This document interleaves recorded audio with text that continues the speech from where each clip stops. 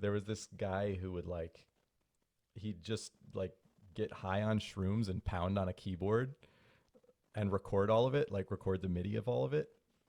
And then he'd bring it to me. This guy's like 70 years old, and he'd bring it to me, and he'd be like, orchestrate this, turn it into a full orchestra.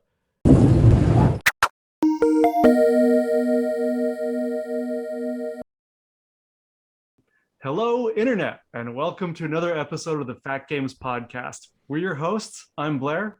I am Gary. On this episode, we are focusing purely on indie game music, and our guest is this awesome, renowned musician, and definitely our most handsome guest we've ever had on the podcast, Zac Zinger. How you doing, Zac? The word is notorious, not renowned. But okay. I appreciate the positive intro. We'll go with notorious, but we can stick with renowned as well. So Zac Zinger is a real cool name. Is that your real name? Yeah, you'd be surprised how often I actually get this question. It's more frequent than I would think, but yeah, that's my name. My parents had have a pretty good sense of humor, and yeah, they must have known you were going to be an artist. Yeah, the story goes from them that I was born very quickly, and so I needed a name befitting of the way I came into the world. So Zac Zinger ended up being it. So I narrowly avoided Travis. Sorry to all the Travises out there. It's a fine name. Zac Zinger is a great name. Oh. So let's well, sorry to interrupt you. No, go ahead, Gary. I was going to say, let's talk a little bit about your background, Zac. So you have actually a very strong interest in Japanese music and musical instruments. And apparently you've spent a lot of time in Japan. You want to talk about that a little bit? Yeah, sure. Well, my wife, girlfriend for 10 years and now recently wife, is Japanese. And so she was my introduction to Japan in the first place. I'd always like played Japanese games. And in fact, Final Fantasy X was the one that made me decide I kind of wanted to get into game music. But in going over to Japan a few times, I started to meet people with an interest in game music. Met a friend of a friend who was looking for someone to do some Monster Hunter things with Capcom, like a big band rearrangement. So that's how I started to get into that world. And then in visiting there on business and visiting friends over time, I eventually found the Shakuhachi, which is a Japanese bamboo flute. Actually, I have one right here. So it's coming up through the virtual background. Yeah, there. Sorry for anybody just listening. It's a 5-hold piece of madake bamboo with a notch in the top of it. And I saw an American playing jazz with a big band on it when I went to see a show with the Tokyo Big Band, and I just thought it was really cool that you could like get in between notes.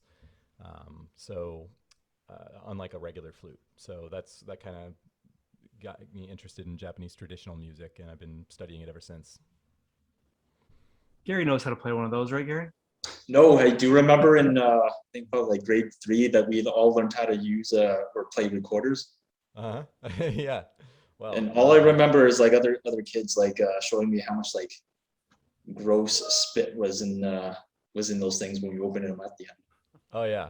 You definitely times. need to run a rag through them every once in a while. Yeah. Yeah. Not a recorder. Funny enough, recorder is a fipple flute because you blow into a mouthpiece, but this is just a flute because you blow over an edge, which gives you a lot more control over the expressiveness of the sound. So did you actually get that in Japan? Yeah. There's a maker there who makes all of my shakuhachis. This one's kind of unusual because I play modern music rather than, I do play some traditional music. This is good for that, but it's not a traditional, the holes are much bigger. If I had my traditional shakuhachi round, I could show you, but the holes are much bigger. The way this is cut is very different. It flares out at the end, kind of like a trumpet. That gives it Zac, can you speak into the microphone a little bit more? Yeah, I forgot I'm on a dynamic mic here. But yeah, it flares out at the end, which is a much more a much bigger sound, brighter sound because of that, and the bigger holes let you play chromatic music more easily. So yeah, I got this one in Japan with the intention of playing modern music with it, and I love their model. So all the shakuhachis I play are by them. So did you actually say that was custom made for you, or? This one wasn't. This one this was the one that I bought. The guy who introduced me to shakuhachi at that big band concert brought me over there, and I could barely make a sound on this at first, but he just told me this is a good one. You should get this. So I trusted him, and I'm glad I did. But since then, I've developed a relationship with the guys over there, and I've helped them design an aluminum shakuhachi. That's it's the same thing, but made of aluminum. I have one of those out right now too. I was practicing earlier, so there's just a bunch of shakuhachis on my bed. So this is an aluminum one. It's a larger size, but you can see you can like move the holes around on it to make it really comfortable for your hands. Oh, wow. So I was testing these out for the last couple of years to help them arrive at a design, and this is the one they came up with. The only instrument I ever learned how to play was the clarinet with the intention of playing the saxophone. However, I quit before I got to the saxophone because I was in 6th grade and guess I wasn't too disciplined back then to stick with things. You know, I wish I had started on clarinet and then switched to saxophone. Instead, I played saxophone first and then eventually had to learn clarinet. It's way easier going the way you were going to do it. So that's what I was told. Not too late. Well, probably it's not on the radar right now. I prefer making games instead of making the music for them. Yeah, well, that takes some dedication too. Oh my God, a lot more. But I had no idea that you wanted to play saxophone. Oh yeah, you did. We talked about this before for sure. It's a revelation. All right. Well, a conversation for another time then. Exactly. One where we can actually drink. You mentioned Final Fantasy X. Not to disparage that game or Square Enix. I really didn't like it though. Oh, but yeah? it had great music. Oh. What did you like about it? I actually really liked Final Fantasy X. Oh. Really? Yeah. I have opinions about this. I did not like that everything was on rails. I did not like the story. Like, to me, when I played about for about 10 hours, and I was always on the fence of whether or not I was going to keep going. And then I think there was that one cutscene where there's that meme where they're like on that like cliff or whatever, and they start laughing and it sounds ridiculous. That's when I'm like, okay, I think I'm done. I'm good. No, those are valid criticisms. It is on rails, but for me, it was the first JRPG I really ever played. And so there was just a lot new there. So like if I'd played like 7 or 8 or 9 before that, I might have a different opinion, but the first one's always the best one, you know? Some nostalgia there then. Yeah, definitely. And just like, especially when you get to the end of that one, there's some musical moments that are just the way they used motifs and themes throughout the entire game. Not just like, here's this theme for this town, here's this theme for this thing, this theme for that, and you never hear it again. Like you would hear, for instance, the Hymn of the Faith in various forms throughout the story to help tell that story. And I thought, like, that's what movies do. I'd never thought you could do that with a game. And so it just kind of got things churning. That's pretty cool. And on that note, your AAA work is pretty extensive. Street Fighter V, Final Fantasy 15, Just Cause 4, Super Smash Brothers Ultimate. You know, no one's heard of these games, so, you know, whatever. But like that, those are incredible titles. It's gotta be, I'm kind of like gushing a little bit that we actually have you on the podcast and you've worked on all these kind of really awesome games. What was it like making those? Well, the music for those? You know, each one's a little different. You know, when you do things, because I'm a composer and performer, when you do, and I play quite a few different instruments. So when you do different things, you get to be involved in a lot more projects for a lot of different reasons. So for instance, Super Smash Brothers Ultimate, I didn't compose for that game yet, but I did play Kana on it for one of the tracks within the game, which was a chance I got to work with Yoko Shimomura for. She had arranged a track from Final Fantasy VII, Cosmo Canyon. Really? Yeah, that was her arrangement. So I got to work with her, and just, you know, if you told like 10-year-old me you're going to get to work with Yoko Shimomura in any capacity, I would have flipped out. Have you ever worked with Yuzo Koshiro? No, I have not. Ooh, that would be so awesome. He did some Yeah. awesome music for Streets of Rage, or he gets bare Mm. knuckle, whatever you want to call it. Yeah, I mean, there's so many, especially in the on from those '90s, like the golden era. Like there are some legendary composers, especially in Japan, that are just they're still around and they're still composing, and it's wild, like to see. It's probably I would think it's kind of how like athletes feel who are just coming into the NFL now, and they're like, that's actually Tom Brady. Like I grew up watching him on TV, and now here he is, like burning me. So you're working, you get to work with your heroes effectively. Yeah, Any it's like in the really disappointments fun there, ones. or has it all been Any good? disappointments? Yeah. I'd say maybe not any specific disappointment about any person or anything, but it's the biggest disappointment about AAA games in general is that it's big money games, right? So they don't want, generally, they're not looking to take a risk, a creative risk. So when it comes to the music, oftentimes it'll be here's a reference track from some Hollywood picture that sold really well at the box office. It's like in their minds, it's coming from the top. It's not the music team that's thinking this, but the people, the executives are saying we need to recoup the millions of dollars, which is understandable. Yeah. So we don't want to take a risk. We want just safe music and so that happens occasionally. Most often, if it's orchestra, I get the Avengers soundtrack, and most often, if it's jazz, I think every jazz video game soundtrack I've ever been asked to do, they send me Cowboy Bebop as a reference. So when Gary was writing the opening music for Kids of Karendow, I said my instructions to him was make it like the Avengers. He did Yeah, not. So I the mean it's great thing great. about The Avengers, like that main theme in the Avengers is great. It's it very is great, heroic. It's but very hard to live up to when you're trying to write heroic music. the great thing about Gary though is he always ignores me when I tell him to do something. He does what he wants, which actually Mm, works out to our benefit as well. mm. I think that's my advantage is I can do whatever I want, and I can take some risks, which I have Yeah. plans for. So Yeah, I mean that's the fun part about indie games is you get to be involved in a much earlier time, and where the music hasn't been necessarily set in a direction, where they're not used to temp tracks, or they might not even know what they want. And they're just like, "You're the music expert, you take it," and that's when it gets really fun creatively. So indie's where all the fun's at. So what are some of the indie titles you've worked on?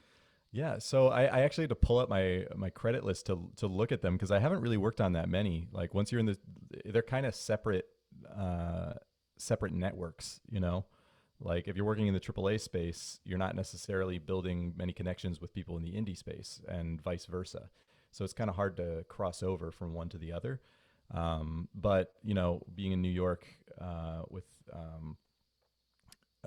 playcrafting around here, it's a great resource to have, or it has been in the past for meeting people in the indie space. So with that in mind, The Take was probably the biggest indie game that I worked on. It's a VR game for Vive by Stuido Studios. It's basically a big hide and seek thing, but they were looking for a jazz soundtrack, like spy music. Um, and that was just a really fun one to write and integrate. And they had some general ideas, Cowboy Bebop among them, of what they wanted for the jazz soundtrack. But we ended up going with this kind of Austin Powers direction for one of the characters, and then just like a really kind of writing as if I was Thelonious Monk for big band for the other character who was supposed to be sort of I mean, his character sounded like Monk the way they described it to me. So that was a really fun one to work on, and I got to bring that to the table. Sweet. So how often do you go back and play the games and listen to all your music? Is it kind of like actors listening to watching them perform, or listening to themselves on a podcast afterwards, like, oh, I can't listen to what I produced or whatever? Yeah, I mean it's so like for The Take, I don't have a Vive, so I don't get to play that one. But for some of the other games like Street Fighter, actually, I'm really bad at Street Fighter. I haven't taken the time to learn like all the combinations and stuff. So through pure button mashing, I've been able to see some of my music, but like there's some stages that I can't get to because I'm just too bad. So I just have to YouTube those ones. You have to hang out with Gary and I sometime. We will have death matches with Street Fighter 2 and Mortal Kombat 2 or 3. Hmm. Usually he kicks my ass, but I give him a pretty good fight. And he maybe learns something. But it was All also in right. the 16-bit era, so it's not Street Fighter 5. I've Yeah, I don't know how much crossover there is these days, but yeah, a I've only lot more played Street buttons, Fighter. huh? Yeah, See, sorry. it's all about having a rival. And Blair is my Oh, Mortal it Kombat. drives you to practice more. Exactly. Well, we Mm. used to do a lot more when we were kids and lived in the same city. It's a little harder now. We Mm. still, whenever we get together, we still play pool together, and that rivalry is basically unchanged for like 20 years. Mm. Yeah, usually the shooting gets really bad after a couple whiskeys. So That's when I get good and he gets bad. So things turn around. we should tell Zach the story later about when I came down to New York and we played pool, and then I think I asked for a glass of bourbon, and then they free poured it, and then they filled up the whole glass, and then that completely messed me up for the rest of the night. Wow. Gary's not used to that in the US because in Canada, it's really hard for bars to get away with that Oh, because of the liquor laws are so strict. Mm. So he got himself shit faced. Yeah, yeah. Up in Canada here, Zach, they're very strict about like how much alcohol they're allowed to pour, so they have to do it by the millimeter, right? Like they have to Wow. measure everything Like out in the measure it shot out. glass. Yeah. Wow. Have you ever been to Japan? I've been in Japan twice. Yeah. Yeah. So, I mean, I'm sure you've had sake poured for you where they like overflow it so it goes into the box Yes. Yes. underneath. In the, Yeah. in the And it's wooden like box. Yeah. complete opposite. Yeah. Yeah, I was at an all-you-can-drink sake bar one night when I was there with some coworkers. That So this next is a day was survival story then. yeah, and then I ordered soju by the end of the night, and I really couldn't taste whatever I was drinking at that point because I was already pretty drunk. Like Then we the went to another Korean bar. thing? Soju? Yeah. Oh, wow. Yeah, that's next that's next. I feel like that's even stronger than shochu. And then yeah, I didn't finish it. Everyone stopped me from finishing it. So some people there friends. weren't as drunk as me. And then we went to another bar, and that's when I learned you were actually allowed to smoke indoors in Tokyo because it's kind of like backwards because they want to keep their streets clean. So that was Oh, I never thought that was why, but that makes perfect sense. Yeah. that I was a think. fun night. Sorry to interrupt, but on that note, Blair, I think the smokiest place I ever went to in Tokyo was the KFC. It's hilarious. I did not go to KFC while I was there. No, like I went in because I wanted to go grab something quick and it was closed, right? And I went in there and like the main item on the menu was hot dogs, and there was like a bunch of people in there smoking as if it was like a billiard hall. That is hilarious. Yeah, I try to avoid those places as much as I can, but yeah, sometimes you walk in. I mean, you see like in the airport the smoke rooms, right? Yeah, I didn't go in those, but I Yeah, remember seeing them. yeah, that seems like lung disease waiting to happen. Definitely. All right. So we've talked about what you've done. Now let's talk about how you do it. What is your process like, Zach? All right, yeah, that's what I like talking about. So process. I mean, what do you mean, like how, like working with a client or working on the music or?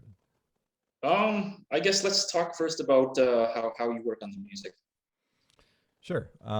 Generally, unless there's a special request or the client wants to do it a different way, I'll get the brief, which is either a reference track or directions. I try to get them to give me just if there's no reference track, I try to get them to give me like 5 adjectives to describe non-musical adjectives to describe how they want the player to feel in whatever situation.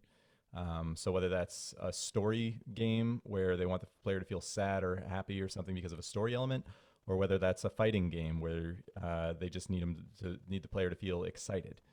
I try to get 5 adjectives non-musical for them to describe because they're not musicians. It's not their job to think in a musical way. I don't want them to say we need this to be swing music. I want them to say it needs to feel frantic, and then I might make that decision to make it swing as a way to emotionally represent that. So that's kind of how I view the job as a composer. Just sort of the audio emotion control for any given situation. If they have interactive things they want to do with it, that obviously you need to know that up front, and you got to figure out a plan for how you're going to integrate that, and how you're going to compose that. And then as far as like what I'm using to actually make the music, I use Digital Performer. Shout out to the DP user out there, or the three of you who may be listening. Gary, you ever use DP?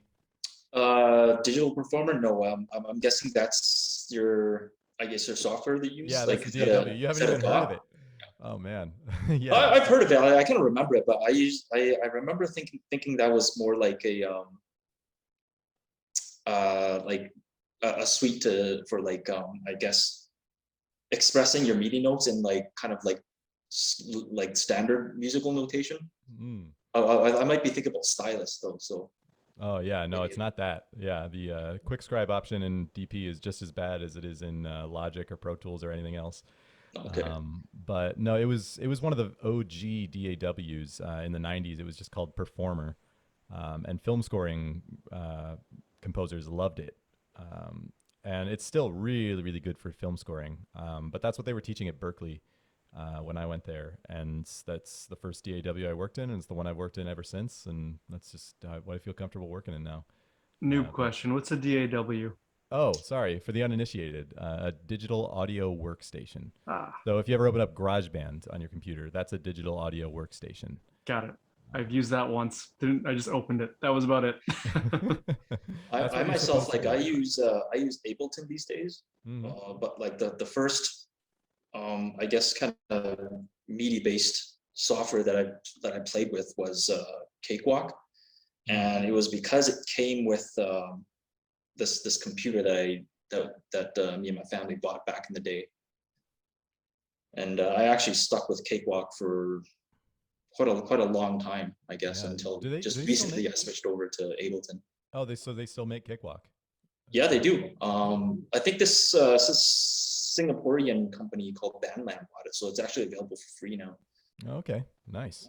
Yeah, I mean, there's a lot out there now. I know, like, a lot of game composers are really high on Reaper these days. I hear that word going around a lot at yeah.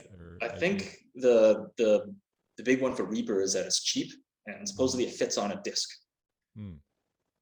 You need like those old school floppy disks that were around when me and Blair were first learning computers. Like you only had like less than 2 megs.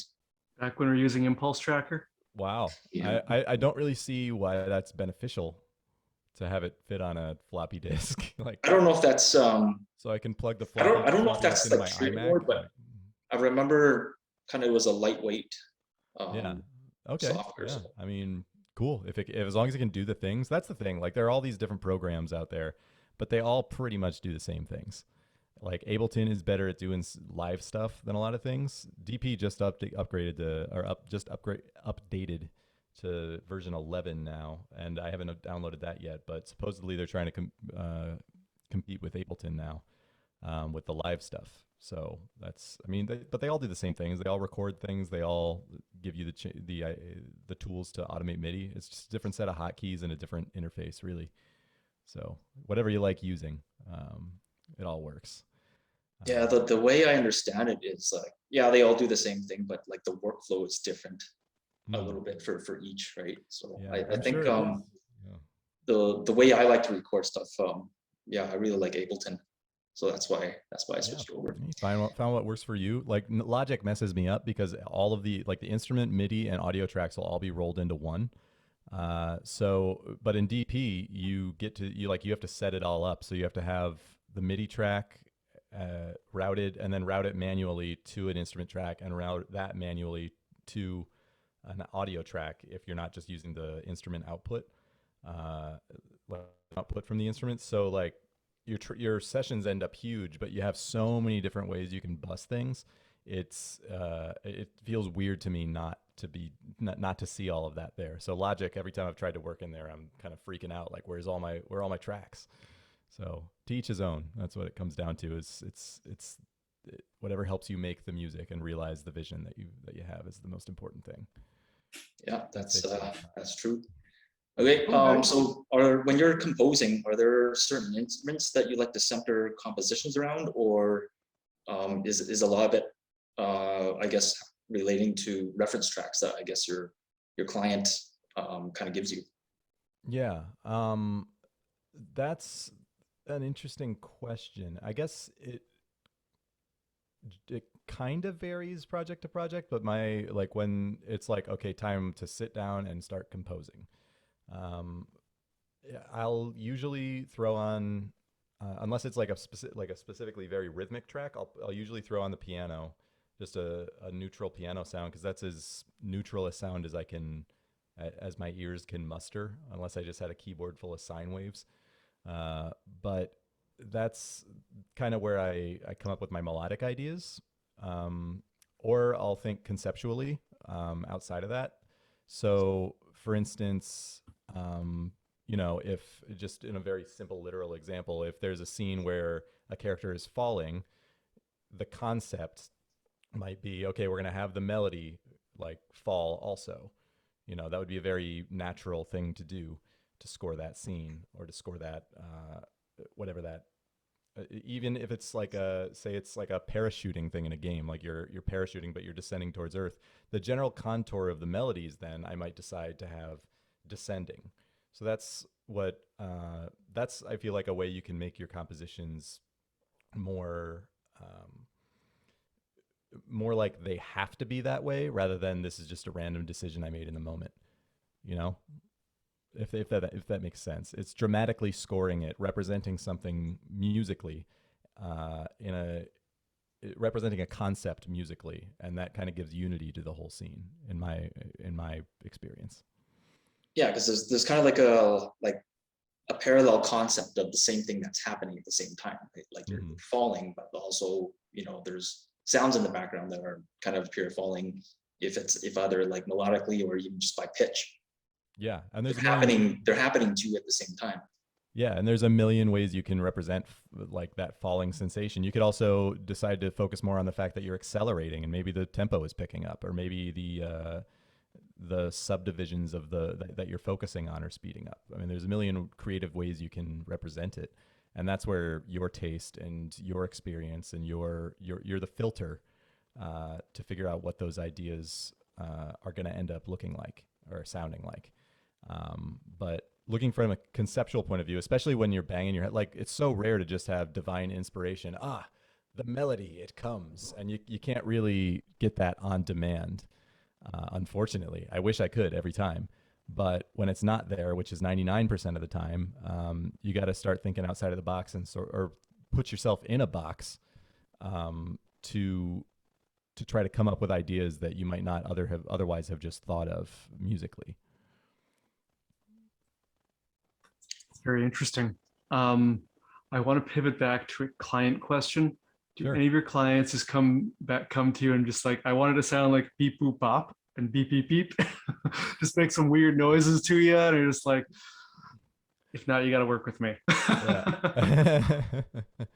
You mean like sing something? Like literally Sing sing something, something or or like try to make some instrumental noises or some shit like that, or um you know, for video games I don't think so because generally, especially with AAA, by the time it gets to me, like they've already pretty much decided like here's the reference track, or it's going through they have a whole audio team, and there's an audio director who's okay. at least a little bit musically literate. Um, so if it comes to actual musical feedback, usually the only time it gets to getting actual musical feedback is if we're on like revision 20, and like they just keep on changing their mind, and I just have to be like, okay, we're done talking about creative decisions now. Like you obviously have something very specific in mind, so tell me what that is. And Got it. then I'll just get the musical feedback, and then I mean those are the least satisfying ones because then you're just pushing something out. It doesn't feel like it comes from you. It's not your baby anymore. And so then you just kind of feel like a vessel that's things are getting run through. But no, I have had one really funny one in like shortly after I graduated from school. Uh, there was this guy.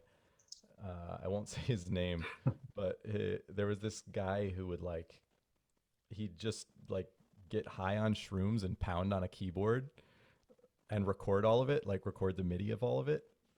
And then he'd bring it to me. This guy's like 70 years old, and he'd bring it to me, and he'd be like, orchestrate this, turn it into a full orchestra. And it was like kind of how I made money, like when I first graduated from school, because this guy had the money to record it with a full orchestra. So it was a money gig, and a really interesting one from the standpoint of dealing with a client. Was it good? Because, you know, it's not as bad as you'd think it would have been. It wasn't like gorilla fists. It was like he had figured out that if you press one key on the keyboard and then skip one and go to another one and then skip one and go to another one, it kind of makes a nice sounding thing. I don't think he knew to call it a chord. But the one that, this is probably the most frustrating feedback I've ever gotten, is that he sounded like an old like a 1920s gangster, like that. Yeah, see, like he sounded exactly like that. It was hilarious. But he was telling me he wanted more electronics in the things I was sending him. And I was looking at it as a musical challenge, like take this thing that's not quite musical and make it musical, like reharmonize it, arrange it in a certain way. But he just kept on coming back. I did so many revisions. He's like, it needs more electronics. Where are the electronics? I asked for electronics. And I'm like, what do you mean electronic? It's an orchestra. What do you even mean by that? And I tried a million different things. And eventually I figured out he meant reverb. He wanted reverb. Reverb. More reverb, yeah. He wanted to sound like a Super Nintendo game. He just just like more space. Yeah. To sound like it was in a bigger hall. Yeah. So electronics equals reverb. So yeah, when I found that out, I was okay, that's we're in for it here. That's a hilarious story. Yeah. Is that guy still around? I think so. I don't know. That was like 10 years ago, so I haven't heard anything about him. But he also insisted that I use his tempo, because I was trying to, we were going to record with an orchestra. So I thought, like, you know, we should probably get a click track that'll make this line up so we can all play it together. And he was adamant, like, no, you have to capture the moment of inspiration. So you have to follow my tempo. So my click track ended up sounding like,